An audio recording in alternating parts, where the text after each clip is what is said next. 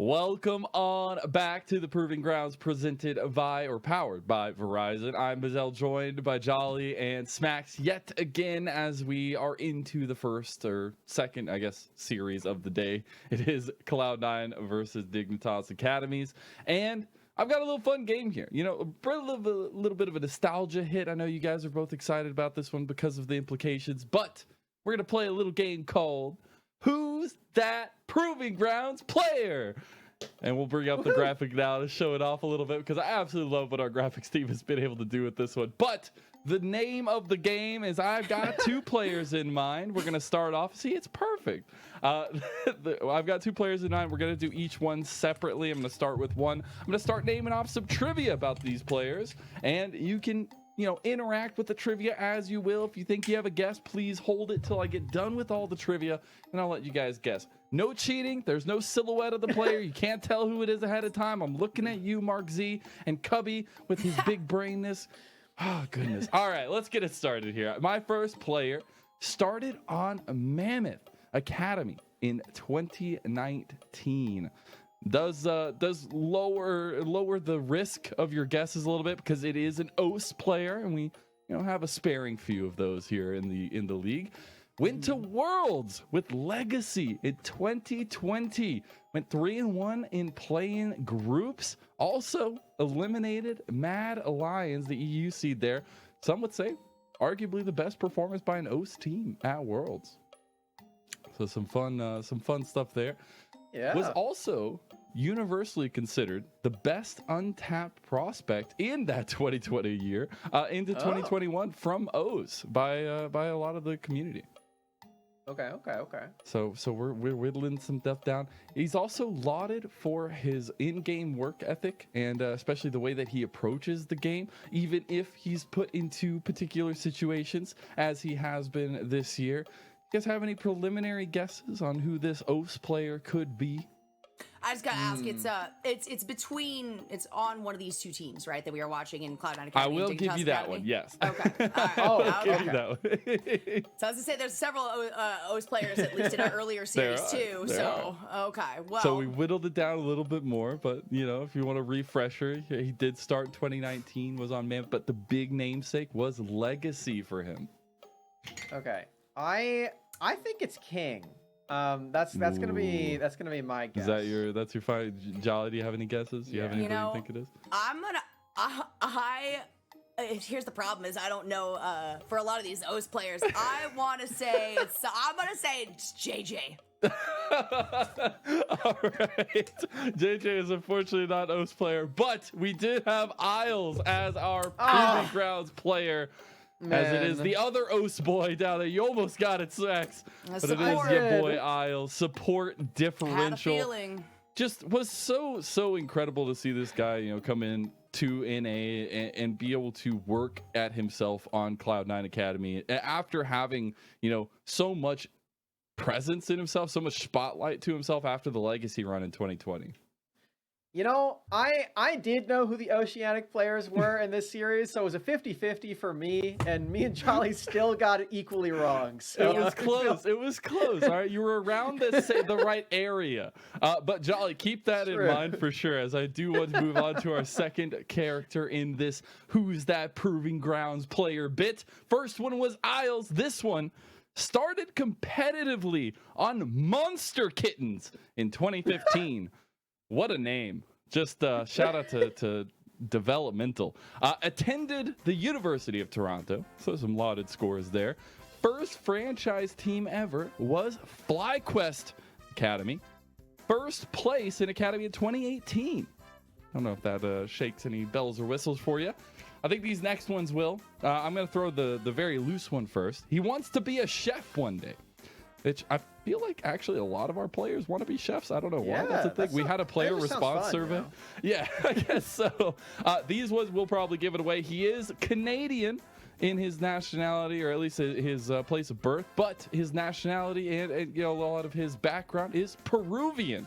So shout out to Rafa there as well, having potentially done something with this player in terms of content. Do you guys have any guesses on who this could possibly be? I know exactly who it is, so I want Jolly to go first. I want to go to Jolly first. Okay, all right. Because if you just utilize, some history that you've had already on this little bit, it might end up aces for you. It's true. Okay, we've got quite a few Canadian players. I want to say somebody. I want to say Dark. I'm going to say Eclipse. Is that your final answer? Yeah. All right, what do you got, Smacks? I know the answer, and Jolly, you should have stuck with your guns. It's You JJ. stuck with it. I tried to give you a hint.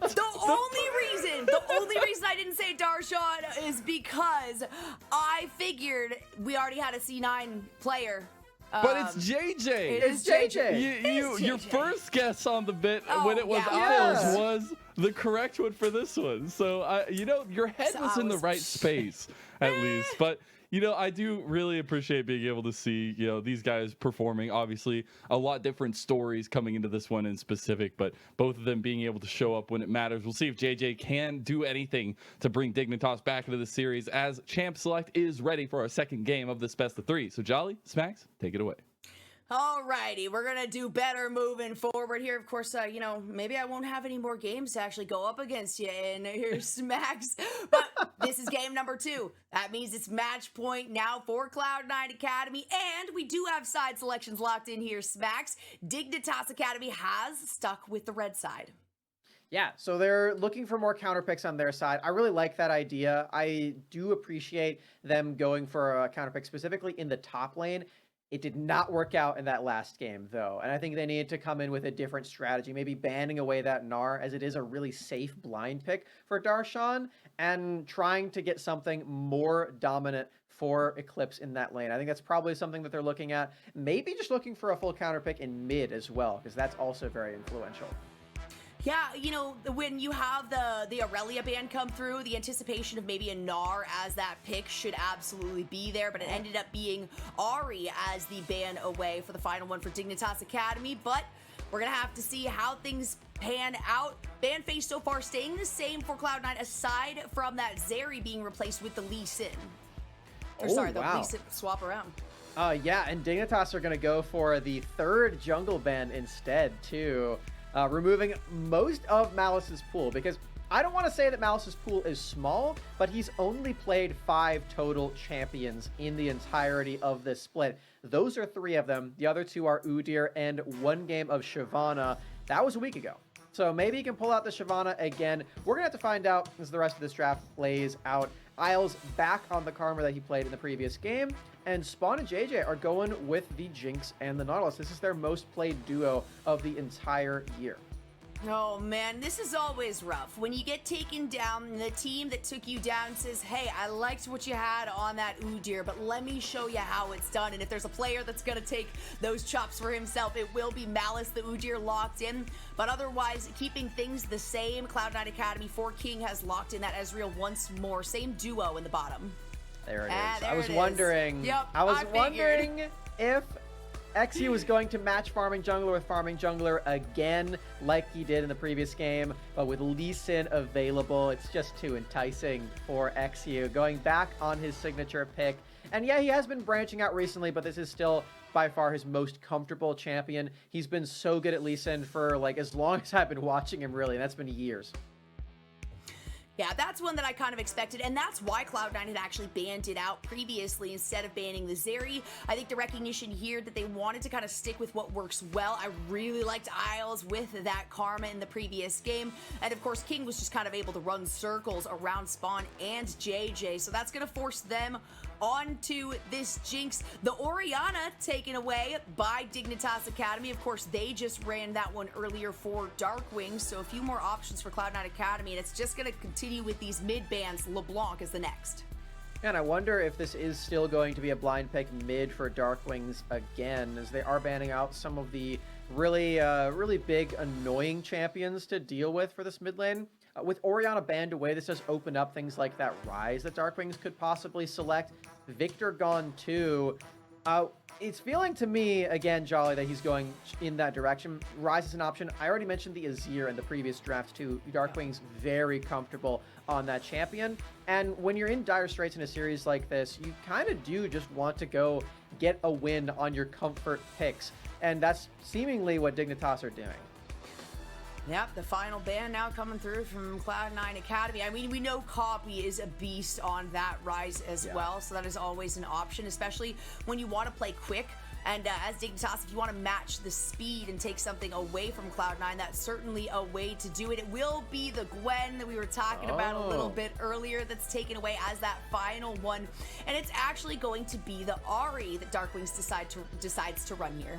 Yeah, really heavy early game here with Ahri and Lee Sin together, a roaming death squad as a duo, and it provides a lot of burst later on, which I really like with these reset champions for Ahri and for Jinx together. Are we going to see the repeat of the Veigar into Ahri in 2 series in a row? That was a question that could have been answered with a yes. Won't be quite so early. And it's Graves as the blind pick here for Darshan.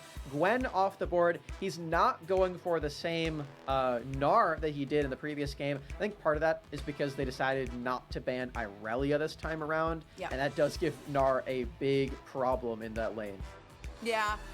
Yeah, the anticipation you see in Aurelia ban, you know that it's going to be one of a few, and Nard has been incredibly strong right now and provides a lot more of that initiation for the team. That means the final lock-in is going to be Gragas here.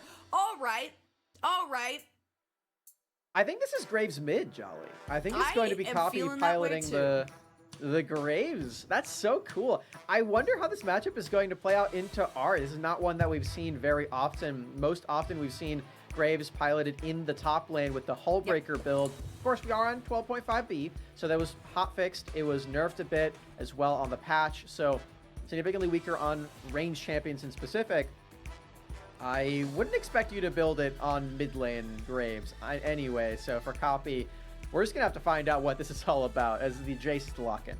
We'll have to see. There's a lot of speed, a lot of ability for Cloud9 Academy to kind of replicate what they were doing in that game number 1, right? A lot of resilience and survivability on top of it. You've got some lifesteal, you know, you're going to be building onto Copy here. You've got the shielding coming from Isles. You got Darshan, who's going to be doing everything that a Gragas does to stay alive. But on the other side, if the crowd control can land, and if Dignitas finds some solid initiations in the early part of the game before we get to a team fight stage, they're looking all right. I think for Copy, playing mid lane Graves, this to me feels like the perfect opportunity to play the patented Chad Jungle Graves build. Let me inform you and also Chad about this build. You go for Tier into Eclipse, and then you finish out your Muramana. This gives you the biggest damage spike on 2 items of all of the Graves builds. And yes, Chad Jungle does do this in jungle alongside all the other roles that he finds himself playing Graves in, but he's not called Chad mid, so we'll see if it still works out for Copy if he wants to go for that build. I really have been enjoying it in my games, but that's up to him, as he's the one piloting this crazy niche pick. We'll have to see exactly how it plays out. This is exactly what I was talking about, though, Max, when you were talking about, maybe seeing Shyvana, maybe seeing some of the spicier picks. You save it for game 2 when you have a little bit of space to kind of wiggle around with. And that means even if Dignitas is able to take this one out, C9 is not out of things because you're looking at a reverse sweep if you are currently a Dignitas fan. But Cloud9, they've got so much raw damage. And again, stylistically, this is very reflective of game number 1 as we head into game number 2. Cloud9 Academy on the blue, of course, Dignitas Academy on the red. Match point for C9A. Dignitas has just been such a fun team to watch throughout this entire year, and Spawn sort of baiting in the entire engage front. There's the dredge line. Oh, there it is. That's first blood. That's first blood, and it goes over to XU. They're going to flash forward to try to continue this fight. In fact, Isles should be able to walk away from this one, and he does. Wow. All right, very different game already from the last one, where we saw Spawn and JJ struggle a lot in the 2v2. They could not find the kill super early onto Isles. This time around, it's JJ setting up these plays with the dredge line and the flash stun on his auto attack too. Getting that early kill onto Malice, a flash blown onto Isles. So much pressure is now opened up for Dignitas Academy to go for a lot of plays. However, that doesn't mean the Cloud9 can't go for any plays of their own as they're looking to invade. They are. Sneaky push forward.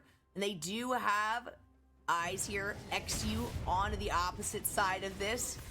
Of course, Copy trying to figure out whether or not he even needs to be of assistance, but nobody from the side of Dignitas is there. Nice little play by Darshan as well to try to bully out XU on the opposite side and slow down his clear times. Yeah, if he was spotted, that could have been dangerous, but he was not, and it leads to a lot of information being given over to Cloud9 Academy on where XU is.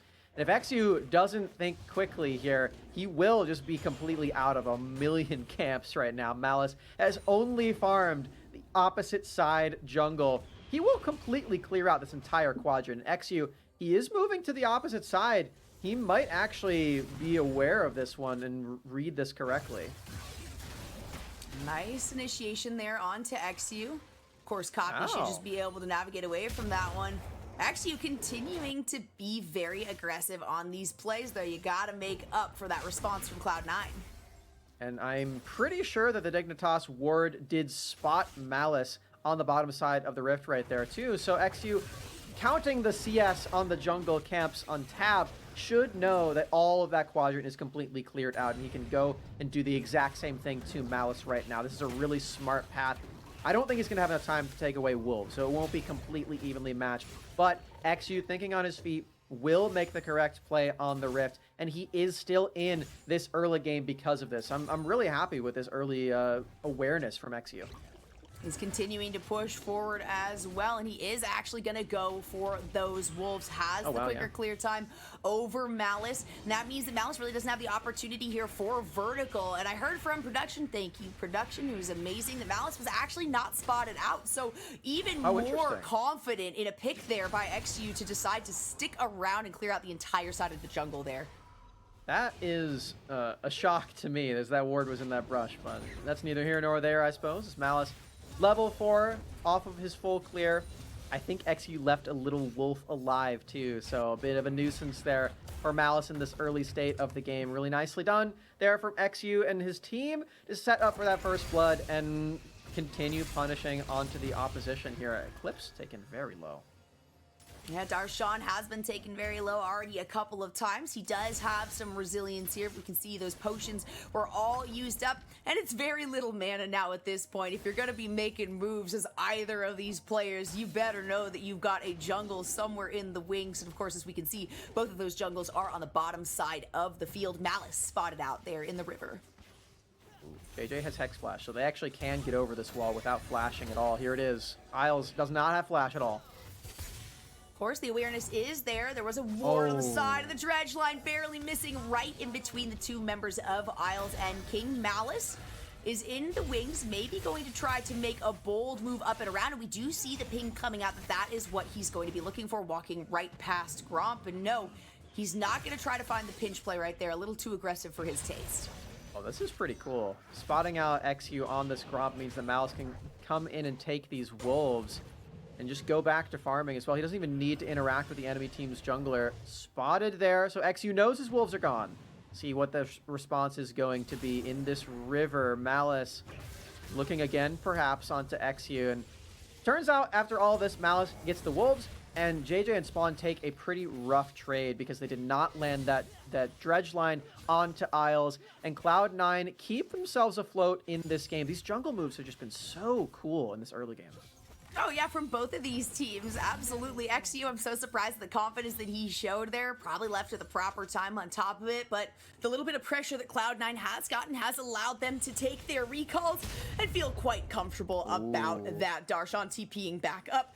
Darkwing's doing the same thing. Of course, Copy already used his earlier, but it's going to be the initiation on to JJ. King picks that one up. He's going to be able to shift out, and it ends up being a 1-for-1. Yeah, questionably worth it for Dignitas Academy. They don't get any of the flashes there, and Isles is the one that falls, giving over that kill to XU. Very strong, despite losing out on this clear because of all of the ooh dear shenanigans. We have to watch this play one more time and just see how long this has been in the making for XU, just running around this rift, trying desperately to make some sort of play happen. Does land it eventually. Oh boy. Oh my goodness, Malice, you're not in a good spot. Eclipse is handed that kill. Dignitas finding kills exactly where they want to. Darkwings has got to use the Spirit Rush away from that, so the ultimate is down for a bit. Beautiful roam timer there from JJ. Because he was killed in the last play, he doesn't have any real reason to walk back out of the base, back to bottom lane. Goes in mid and catches Malice out. They were not ready for that map rotation from Mama Bear JJ. Well done to Dignitas Academy. They catch another kill on this Rift. And it's only 1-3. It looks like Dignitas starting this game out well. Excuse me. We talked about how, for this game early on, Smacks, if Cloud9 starts to find a snowball that they can pressure downhill early on, it's going to be painful again for Dignitas, but they are still focusing on a little bit of late game. They have included much more early game in their composition, though, and they're utilizing it very well with that recognition of, hey, this is our opportunity to shut C9 down. And they're doing a great job of that so far. Much more aggressive than game number 1 from Dig. And if there's one thing that Malice loves to do, it is come and take the enemy team's jungle. He is still doing it, even after he just died in the exact same section of the Rift. He's even taking these Kruggies away, too. Oh, man, XU, he's level 5. He's trying to get over here. There we go. Malice avoids getting hit by that Sonic Wave, but it's Darshan who continues on with this fight. The ultimate is up and available. It's a flash forward from Darshan. The pickup, though, comes through for Malice. The ultimate on the bottom side coming out of King as we have another fight coming through. And what an explosive casks to come out of Darshan. Eclipse, of course, has the speed and the flash and should be able to get out of this one at least momentarily. Malice's movement is so clean on that play, Jolly. And you know what? If you're playing Udyr, your movement better be clean, because that's all that champion does. So good moves there from Malice to be able to dodge all of those skill shots and make another play happen. Big shutdown onto XU, who was the member who had most of the kills on Dignitas' early game, and he's completely closing him out of this game in terms of the CS also. Malice very close to level 7. XU just barely hits level 6 just now, so now has access to the Dragon's Rage. Well, he is really struggling to keep pace with an Udyr, and these plays have not landed to the point where they have a gold lead even in the early game. Brutal stuff from Malice again. Oh yeah, 5 heading this game, and this is exactly what I was saying. When you have a situation where, you kind of take the champion that didn't work very well for the opposite team that you just took down and you say, let me show you how it's done. The expectation is that it's going to be aggressive, but it's still impressive to see Malice find such successful movements around the map and being able to clear out a lot of the jungle considering how much XU stole from him. So you gotta feel good if you are a fan of C9 Academy moving forward. Maybe Dark Wings can find something though for Dignitas. As the movement is down and around, they just don't have the ability to make that pressure without the vision. You know, Jolly, this is one of those games where you walk back as a team, you get into review, and you just spend like 2 hours just talking about jungle pathing and just what the teams could possibly be doing better. Both teams are going to do this. I'm certain of it in their review in the next coming week. Especially whoever loses this series as we get another exchange. Darshan doing a phenomenal job with these casks onto Eclipse. You got to be really careful as Jace that you don't get one shot, because Darshan is going for the AP build. He's not messing around with any tank items. Hey, you might as well. A nice dredge line there by JJ, but he takes a lot of damage in response. Isles, though, too many tower shots means that it will be a kill. It's both of these supports taking each other down, though. That happens again. This is the second time in a row where the bot lane has ended in both supports dying. Gonna be okay in the end for both AD carries, more so for King as he's able to stay in lane and push out that wave spawn. Doesn't really have anyone there to help him out and keep that alive, as in the top lane here. Eclipse taking a lot of minion damage. Malice is up and on his way. Darshan takes a couple tower shots, so he's got to be careful about how he moves forward on this. A nice dodge on that cannon. Malice just walks up, says thank you for the kill. Appreciate that, Darshan. Thanks for the leash. He even just weaves the cone of the Phoenix dance through the turret there. Very creative there from Malice. You gotta get creative when you're playing Udyr. A very simple champion, but when you get the moment to show off your mechanics, that is what shows that you are a skilled jungler. As Malice, he is right where XU wants to be again. XU trying to set up for this Rift Herald. He knows that Malice is doing this because he checked it with a Sonic Wave, but all the same, it is Malice who secures this objective and will have the turret taking capabilities later. We can see how early on, even given a solid start from Dignitas, that they have to be, careful really at this part of the game. If we take a look at the vision, there's only 1 or 2 offensive wards now that they have been able to place. They generally try to do much more than that. We can see it's Cloud9 that wants to take a fight here on the bottom side. Ezreal ultimate going out. The teleport also coming through out of copy. But everyone on the side of Dignitas runs away quickly enough. Oh, and his top lane Eclipse is in some trouble, Jolly. He's not going to be able to get out of this. He absolutely will not. It's just too much damage. You can see the explosive cast comes out. Malice maybe trying to give Darshan that kill, but he says, I'll just take it for myself instead. Yeah.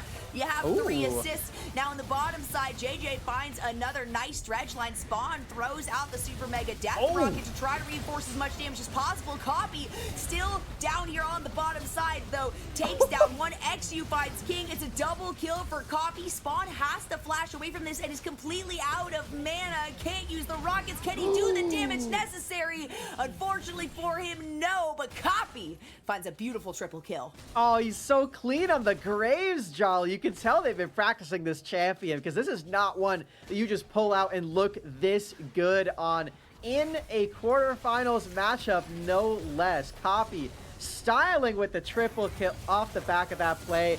And we've seen the growth of Copy as a player all throughout this entire year. Last year, he was the rookie on the team. He was just trying to be stable, trying to learn the fundamentals of an academy team. And this time, he's really come into his own and grown into a bigger risk taker and a bigger pop-off performer too. This is the most recent example of many all throughout 2022. I'm so proud of him. I got to compliment Isles on the flash away from the zap as well, because that would have at least been a trade-off there for Spawn. Isles says that's not going to happen. We're not going to feed you that over already kind of being that sacrificial lamb for this team, and that was the case in the last game. Had the most deaths by far in that matchup, and now we can already see just 13 minutes into the game, still 30 seconds left for those towers to fall, and it's over 4,000 gold in favor of Cloud9 Academy once more. Yeah, again, a gigantic lead for this team. The one that we sort of highlighted as being the late game kings of Academy. Turns out they're good at multiple stages of the game of League of Legends, as they will need to actually mount a solid offense if they are to steal away this dragon from Dignitas Academy. All 5 members of Dig are here, ready to pounce on this Drake, and Malice doesn't really have a way to get over this wall, so it's going to Dignitas.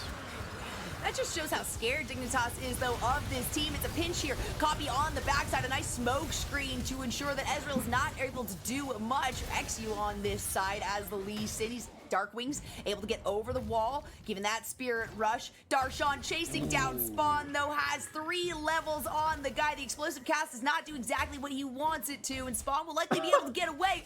But no, it's the body slam forward, and oh my goodness, all the way in the enemy base is Darshan. XU's gonna find the one onto King. A massive play coming out of him. Copy very low on mana. Can XU at least find one more in response? No, Malice with the turtle stance withstands the damage from that turret. Darkwings and Eclipse are back down here though, but it is still a 4v2. So much damage coming out of Darshan, so much coming out of Copy. Malice continuing the fight on the backside as tower aggro is swapped between these members, and the level difference is just too dang much right now. JJ level 7 up against multiple level 11s does not feel good. Cloud9 getting away with murder.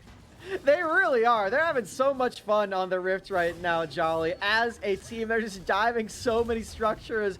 Darshan going through the base gates on Gragas to catch out Spawn. That's so brutal.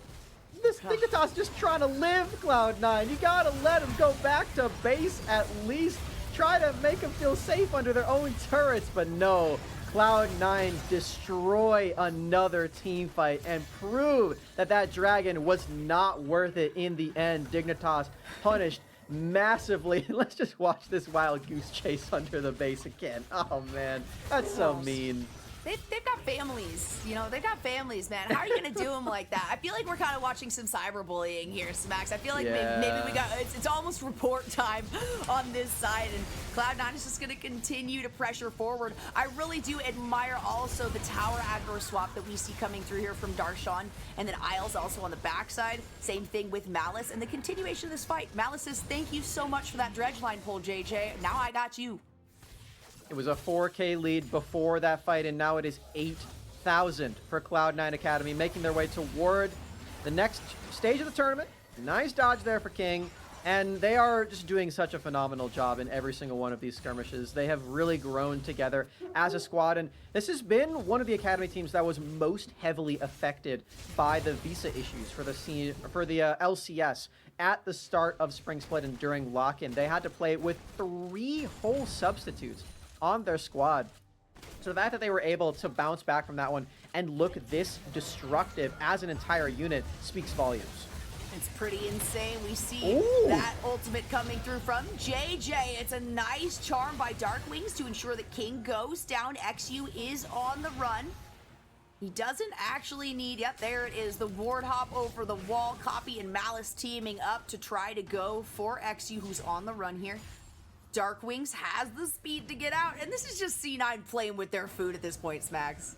And that kick was gnarly for XU right there. I cannot believe he's still managing to make these plays, even down this much in the game. You have to imagine that the morale is not the brightest for Dignitas Academy right now, Jolly, but XU is still making it happen on this signature pick for him. This is why this guy is so exciting as a prospect here in North America. XU is the guy to watch on Dignitas Academy, even in their losses, as long as he's on this pick. And some others as well that we've seen in the past, but Copy is making that difficult. Making it difficult. Darkwings gets the dash over the wall. The charm just barely missing onto Copy. The rest of Cloud9 Academy is on the hunt. Flashes over the wall here by JJ. Darkwings does not have one available, so it's JJ that's trying to take the aggression away, barely staying alive, but it's 2 members who end up going down. Cloud9 at 18.5 minutes are already in the base, completely invading and disrespecting Dignitas Academy. Look at that! As I say it, disrespect, come on! I'm starting to think that Cloud9 paid off the Dignitas turrets to not deal as much damage because they keep on diving way past them, Jolly. This is so disrespectful. Even dancing in the enemy team's base. And it's Gragas' dance of all things, too. Oh my god. Look at that guy. It is a fun one to watch, but you never want to see that in your base at under 20 minutes if you are Dignitas Academy. Honestly, unless it is your own base that it's happening in, it doesn't feel good. But the consistency now, where Cloud9 has just been a whole level above, both metaphorically and literally, their oppositions, it's starting to look worse and worse for Dignitas, and this is game number 2. It is match point right now for Cloud9. They are making this a quick one right now, Jolly. Maybe we are going to get some duo games after this, after all. I won't have to go to sleep. This is a speedy day on the Proving Grounds broadcast. I'm sure some people are just getting home from work, and if you are, you've missed quite a bit, as we've seen a 2-0 earlier, and Cloud9 on their way to make it a second one. This has been a destructive series from them, much faster than other games that we've seen in the past. And flashier too. I mean, we're seeing Graves mid from Copy. That is awesome. I can't wait to see more from this team. We got to see them close out this game in a clean fashion before we talk about their next series.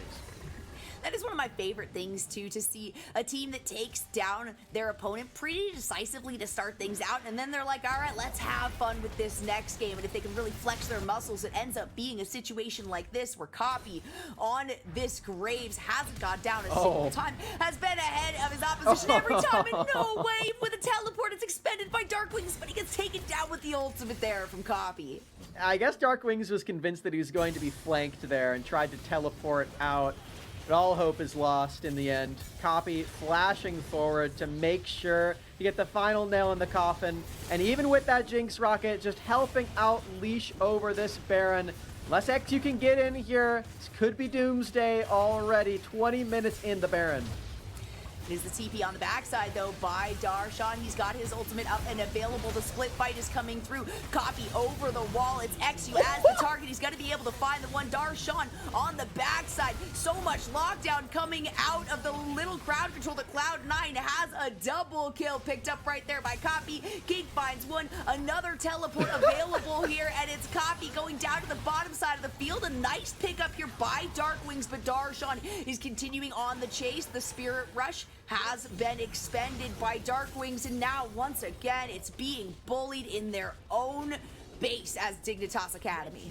Copy is collecting bounties, souls, and wins on the graves in these team fights here, Jolly. They're taking a second inhibitor in the base against Dignitas Academy. We aren't even 22 minutes in, and they are destroying this second game in this series. Cloud9 Academy are showing up, and that's a Baron too. They might even just be able to end the game with one more push.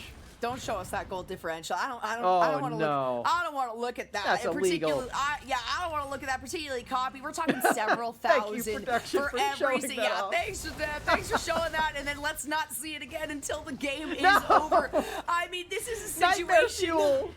This is a situation though where you got to expect numbers like that, right? We can see the first two objectives were taken here by Dignitas, but we're talking 8 towers to 0. 2 of those that are tacked on are actually inhibitors at 22.5 minutes. Max, what is going on?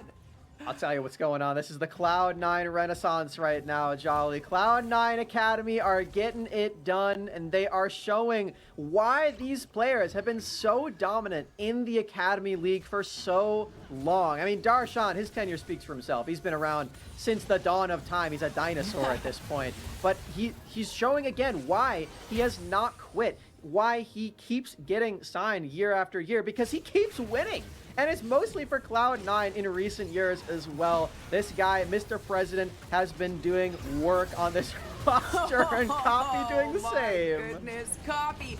He wants this game to be over right now. Darkwings has to sit at a gray screen for another 36 seconds, and that is not enough time for some recovery to come through from Dignitas Academy. Malice maybe going in for one. JJ tries with the dredge line, gets popped up. XU goes over to the backside, but is not able to provide the amount of damage that he is taking. It's a double kill for King, who now is superseding the kills that his support had in the earlier parts of the game, and the bullying continues as Eclipse and Spawn are both taking damage on their fountain. Cloud9 looking to pad their stats instead of ending the game, but they still have the Baron buff available, and sub 24 minutes, Cloud9 end the series in a sweep.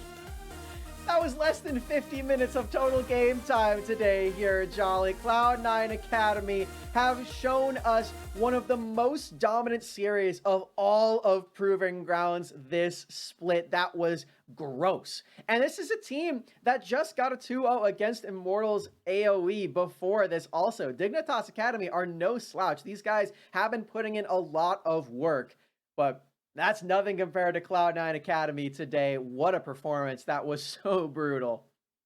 Brutal. I mean, hey, you know what? If you're Dignitas Academy, you're at least saying we're not out of it yet, right? We have the lower bracket that we have the potential to go through.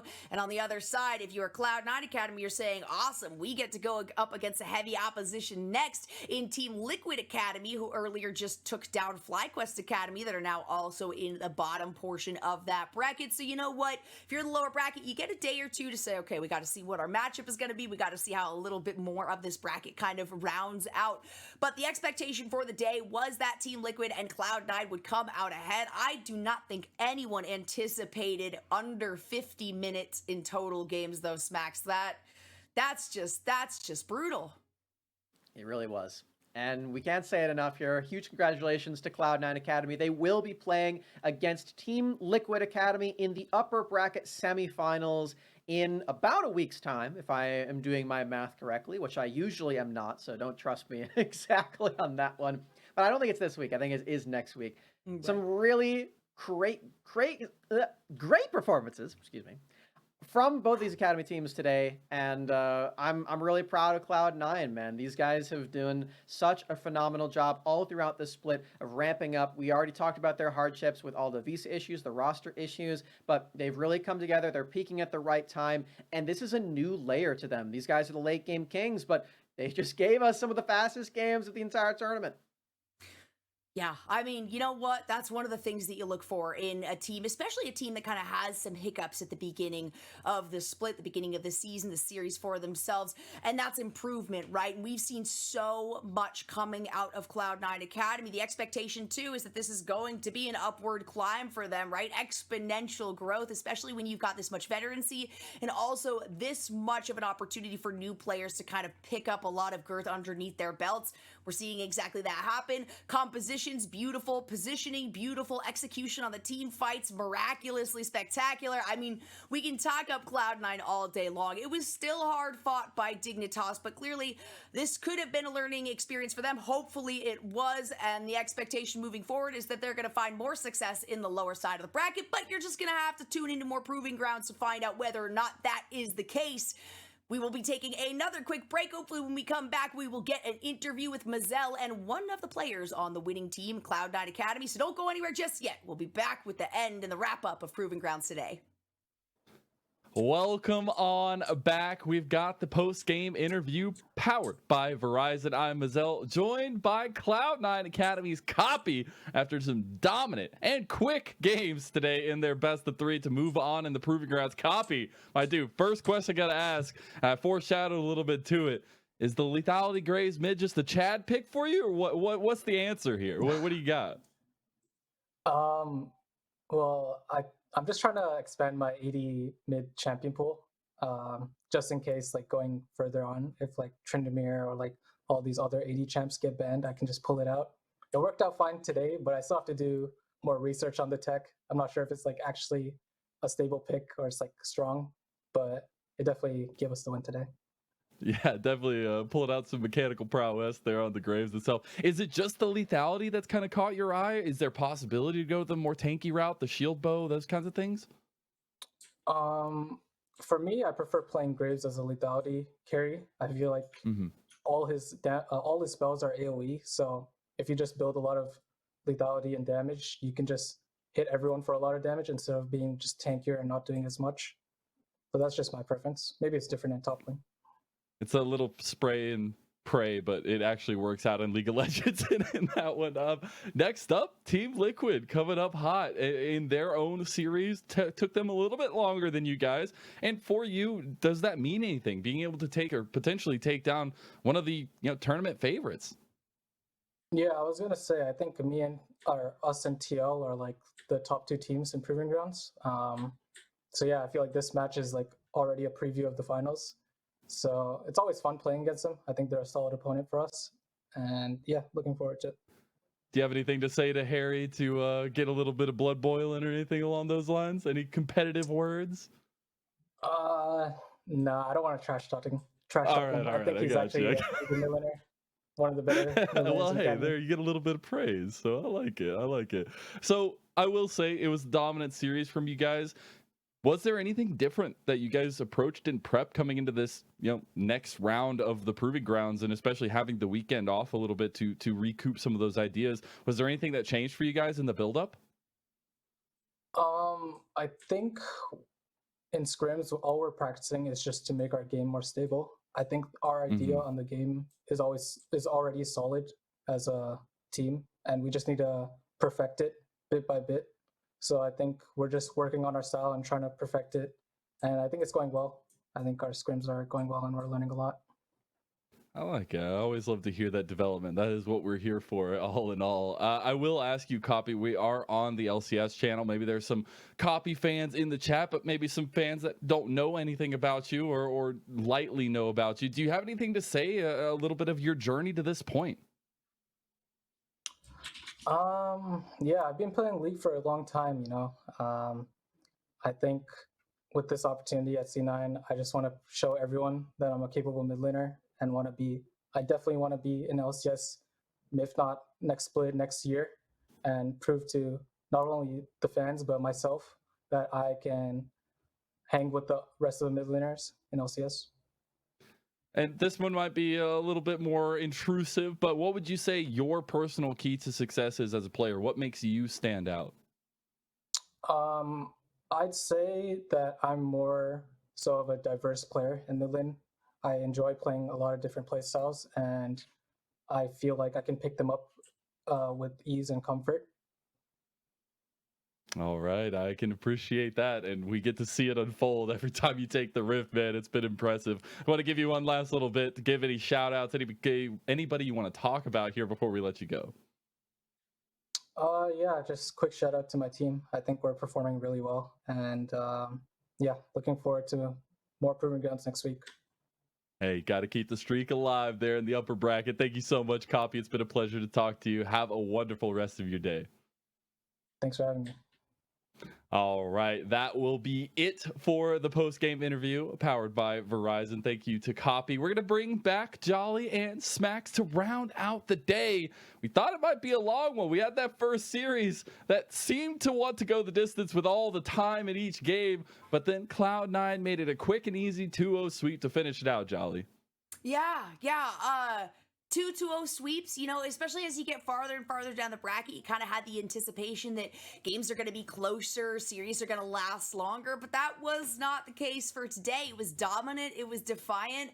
Granted, we did see two of the top teams that we have been anticipating here in Proving Grounds in the overall, so we can't say we're surprised, but we can say that the time did not last as long as we thought it would. Yeah, and this is only week 3, right? We still got the rest of this week, next week, and the 5th one also in this tournament. So there's still plenty of time to have some close series. Got to get some more stomps in there before we get there, unfortunately. But you know what? That's okay if we get some really cool games and performances from Cloud9 and Team Liquid. I had a blast today. Yeah, I haven't gotten a chance to get full series yet. It's been all 2-0. It's been quick days. So I'm waiting. I'm biding my time. I want to be able to do the second bits. I haven't gotten to do a second bit on a series yet, and I have so many ideas. But I do want to bring up the bracket here and give a little bit of an update. We do have our upper bracket, semifinals being laid out to this point. IMT Academy versus Golden Guardians Academy, TL Academy, and Cloud9 Academy going up. That's going to be a good day. For IMT versus GG and then TL versus Cloud9, that day is going to be explosive. And, for the upper bracket, we do have our top 4 solidified, but that is not necessarily going to be the top 4 in the end. There are a lot of teams that are in that lower bracket that can certainly make that run all the way to the end. And here it is right here. We've got a lot of those Academy teams in that second round already. And some in the first round, too. I think Academy has definitely shown to be the better side of this tournament. But we've got some really powerful amateur teams here, too. And I know, Jolly, you and I definitely believe in that side. Oh, absolutely. I love the amateur scene, the collegiate scene. There's a lot of the same players, but you can say the same thing about Academy, and that is the case. When you take a look at the upper bracket, you see the fact that amateur teams have been taken down by Academy teams for the most part. They have still gotten a bit of time to do some practice and prepare for this lower bracket run. As you can see, still to be determined matches for everything aside from that first lineup on the side. So there's a lot of good stuff coming and a lot more from the teams that we haven't gotten to see quite as much of. Exactly. And especially, as it comes to it, the teams all the way on the left side of that screen don't have much time to prepare, as they're going to be coming up this week, and it's do or die time for them. And I do want to go ahead and bring up tomorrow's games, as it will be same time, same place. We will have 2 best of 3s, but the difference in the days is that this is lower bracket. This is elimination, and these teams, the losers, go home. It is also Live Evil Day, so we have both Evil Geniuses teams playing on Taco Tuesday for Taco Gaming. It's going to be a great day of games tomorrow. I can't wait to watch. As hopefully all the EG fans are getting excited for that one. I'm not sure how that's going to go, honestly. We've seen some big performances from all 4 of these teams, I feel. Yeah, I was gonna say, in terms of the amateur teams that are like dark horse potential teams, I've been kind of torn between those two, No Team and Taco Gaming. They both got a lot of potential. Hopefully they've done their research for these matchups, because I would love to see some more contention in the academy versus amateur portion of this. Got to get some of the competition to come alive here for amateur, and it has on the clock here. They have to be able to perform this week if they do want to make it back at all through that bracket. We are done for the day. It has been too quick, 2-0, some victories across the board, some heartbreak across the board as well. But it's been an absolute pleasure to be alongside you, Jolly and Smacks. It is an incredible time to be in the developmental cycle of North America and be a part of Proving Grounds. So make sure you tune in. Go follow at Path to LCS on Twitter if you want any updates, any of the content, or any of the information. And when you do so, make sure you tune in tomorrow for more action, as we'll see you on Summoner's Rift. Happy birthday, Cubby! Happy birthday, Cubby! Happy birthday, Cubby!